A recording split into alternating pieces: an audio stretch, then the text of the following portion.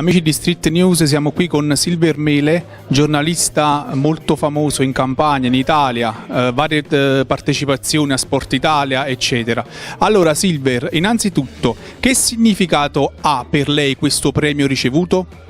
Beh, è sempre un grandissimo piacere, ripeto un po' le parole che sono state di Rino Genovese, il collega della RAI, quando affermava e condivido in pieno che il premio sembra quasi una forzatura. È bello quando i meriti ti vengono riconosciuti dal pubblico, che ha molto spesso la pazienza di sopportarci, però in questo caso qui è come una grande famiglia, come avrai avuto modo di vedere la 16ª edizione di questo premio. Ci sono tantissimi amici in rappresentanza della categoria del calcio, che poi la disciplina che solitamente commentiamo quasi quotidianamente, ed essere qui per riabbracciare tutti quanti è il vero premio. E poi chiaramente nel ricordo di un personaggio straordinario qual è Pasquale D'Angelo. Stasera ne abbiamo ricordati altri due: Paolo Serretiello, editore di Radio Marte, con il quale sono cresciuto anch'io tantissimo, ho trascorso 5 anni della mia attività professionale, e Vittorio Raio, che fu il mio direttore proprio in quella radio lì. Vogliamo dare un voto alla stagione del Napoli e a mister Ancelotti?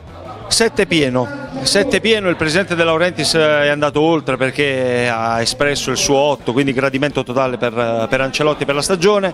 8 volte nella sua storia il Napoli è arrivato secondo, quindi non c'è da disdegnare questo ruolo di anti-Juve. Io capisco che per il tifoso del Napoli sia una sorta di maledizione, me la sono presa tantissimo lo scorso anno, perché credo che la Serie B, soltanto la Serie B di quest'anno, sia meno credibile della Serie A dello scorso anno, che il Napoli aveva legittimato sul campo con un calcio fuori portata anche per la Juventus.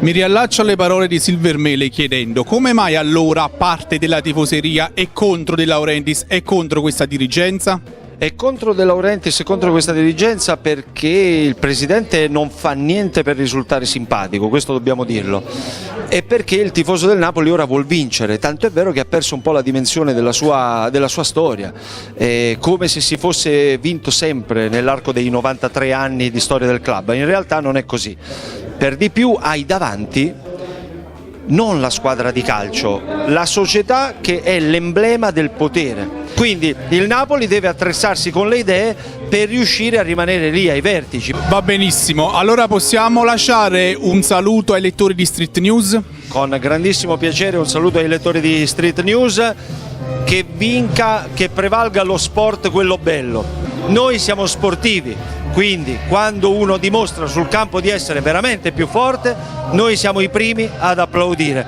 Lo scorso anno non è successo perché l'unica squadra che ha onorato il calcio e che meritava di vincere era evidentemente il Napoli di Sarri. Grazie.